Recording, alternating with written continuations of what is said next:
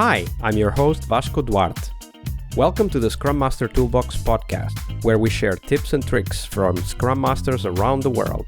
Every day, we bring you inspiring answers to important questions that all Scrum Masters face day after day.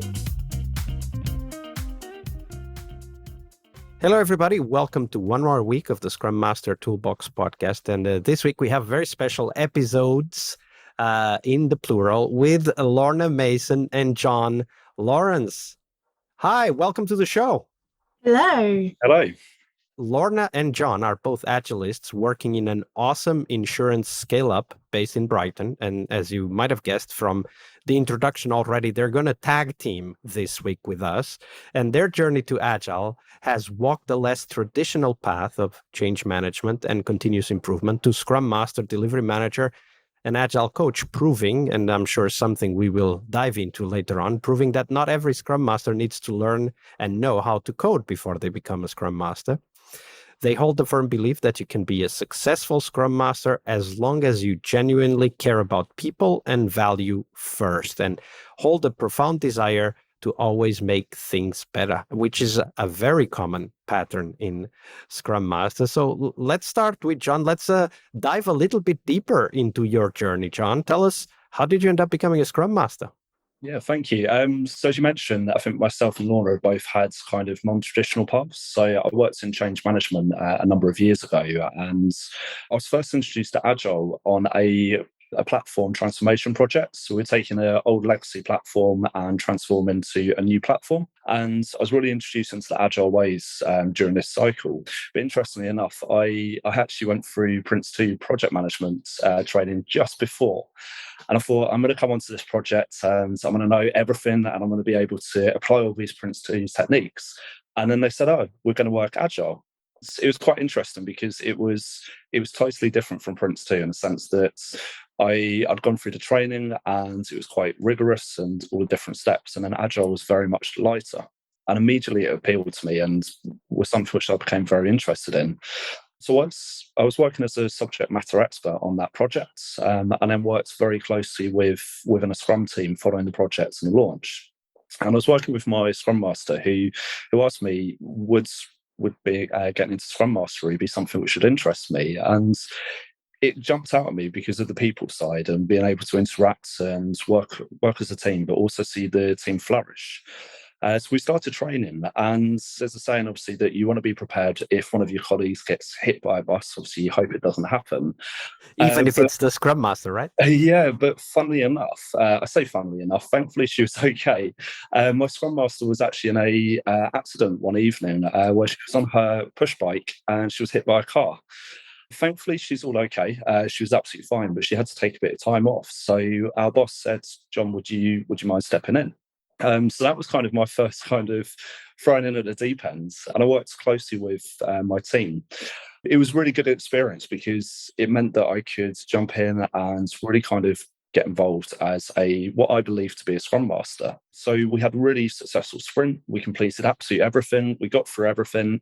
And we did our end of sprint review and we announced it that we got through absolutely everything. And I was really proud of the team. And my boss pulled me aside and said, you did really well, but you weren't Scrum Master. And I kind of was like, well, where's this coming from? We've done absolutely everything. And he said, you directed the team. You were telling the team what to do. You were still in part of the team and you were telling them. And initially I took that way as, oh, he doesn't know what he's talking about. No, it's absolutely fine. And then the next sprints, I was less involved with the stories, but yet all of the team were coming to me of, Jon, what should we do here? What should we do here? And very quickly, I learned my failure in the first one was everyone was looking to me and I was acting as a project manager. So it was a very, very quick lesson to learn that actually I was too direct and I was trying to tell the team where to go and do this, do this, do this. And it very quickly taught me around self-organization and letting the team self-organize, understanding being a servant leader. So not being the person to provide the solutions, but helping the team get to the solutions. One thing to say here is that anyone with a background in project management will probably go through a similar experience, more or less. There's a scale there, a spectrum, but definitely, and I can definitely recognize myself in that story as well. being a project manager by training before I become a Scrum Master and started working with Agile projects. Lorna, maybe a thought from you. You come from a different background, right? Like you also have a non-traditional background to Scrum Master, but tell us, how did you get there? How did you become a Scrum Master? I mean, again, mine was completely by accident. I'd worked as a config manager, a change manager, and I was a contractor as well. So I kind of went for the contracts that paid the most money. So I was kind of parachuted into those projects that were always failing and at the end of the road, you know, the big waterfall ones where they'd done all the requirements up front and then they got to the end where they couldn't deliver it. So you'd probably read about a few of them in the register. And I think it was just that kind of thing where, you know, when you knew that they weren't going to deliver. So when I heard about this thing called Agile, where it was actually things that were going to deliver, it was this concept of actually, you know, getting stuff that could actually build and deliver. And it was focused around people. It wasn't just bums on seats and getting people to just do stuff. And the idea of reducing waste and having a minimum viable product, but building teams around trust and confidence and giving them the autonomy to do stuff. And it just totally appealed because it was taking away that control factor of the program managers and the plans and saying, well, it says it can do this because I've got a plan.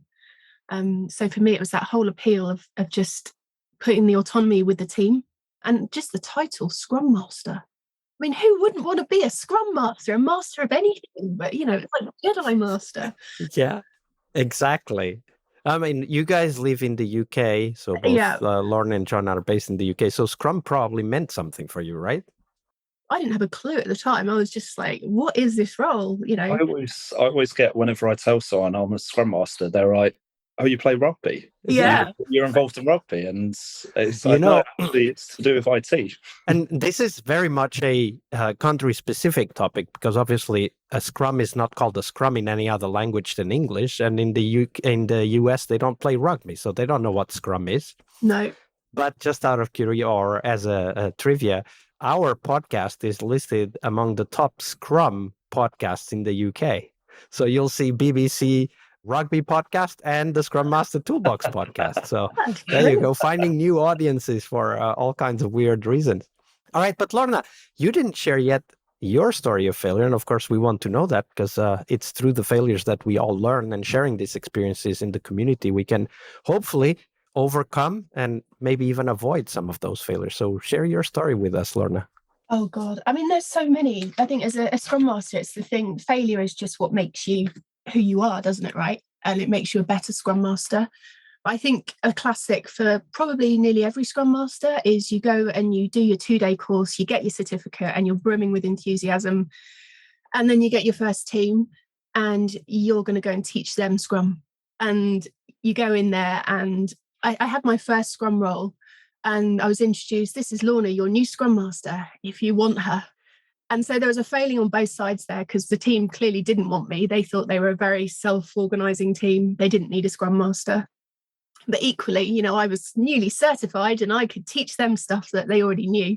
So it was a really difficult situation. And I think my failing was probably not just sitting back and looking at the team and trying to work out what I could offer them in terms of value and how I could support them, and not taking that time.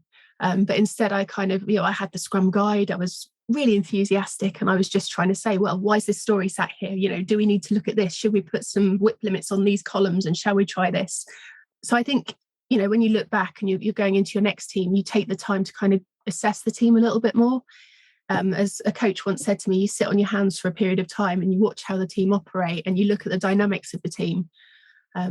So it's things like that. And I think, you know, it's just taking a little bit more time to get to know the personalities a little bit more. You don't go straight in with what you would think is banter. You look at how the team work together and how their relationships are, because you get different teams as well. And I'd come from a very kind of defense background where their kind of banter was very in your face and very direct. And I've learned that, you know, a lot of developers are kind of more introvert than some of the ex-soldiers that I'd worked with. So the personalities are very different. So you have to kind of measure yourself. And it's been a learning experience over the last sort of 10, 15 years for me. One of the things inbuilt in that story is this concept that Scrum Masters very often need to adapt to the reality of the team, right? Like some people might say, meet them where they are.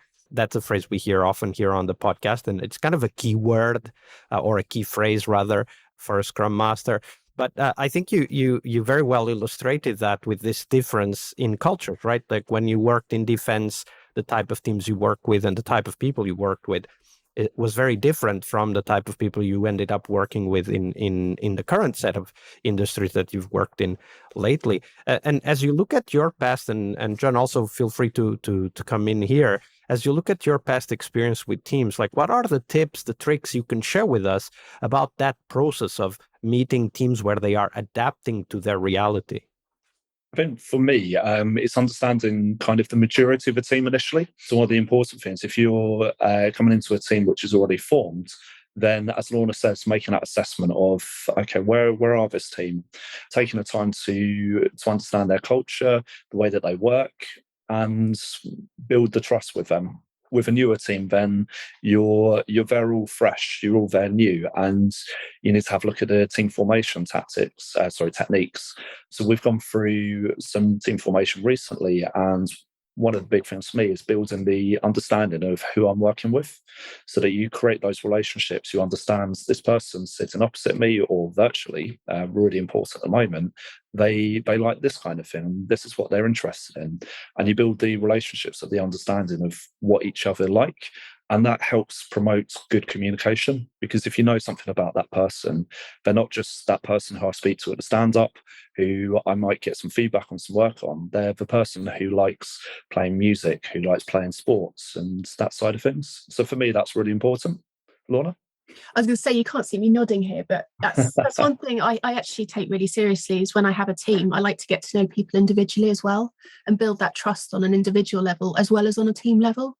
Because you learn a lot about your team. And for me as a Scrum Master, it's really important to know what makes them tick as people, but also what struggles they have outside of work as well, because if there's any way I can support them with those kind of things, so that I know what might affect them in their work life, so how I can support them better at work.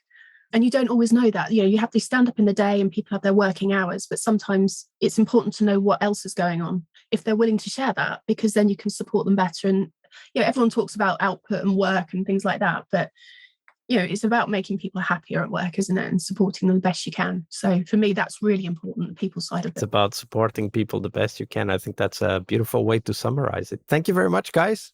Awesome. Monday is about what we learn from our obstacles and our failures. But tomorrow is Team Tuesday here on the Scrum Master Toolbox podcast. We explore teams and their journeys, the habits they develop that threaten their performance, how each of our guests help their teams evolve, and the one key lesson they learned from that experience. We really hope you liked our show. And if you did, why not rate this podcast on Stitcher or iTunes? Share this podcast and let other Scrum Masters know about this valuable resource for their work. Remember that sharing is caring.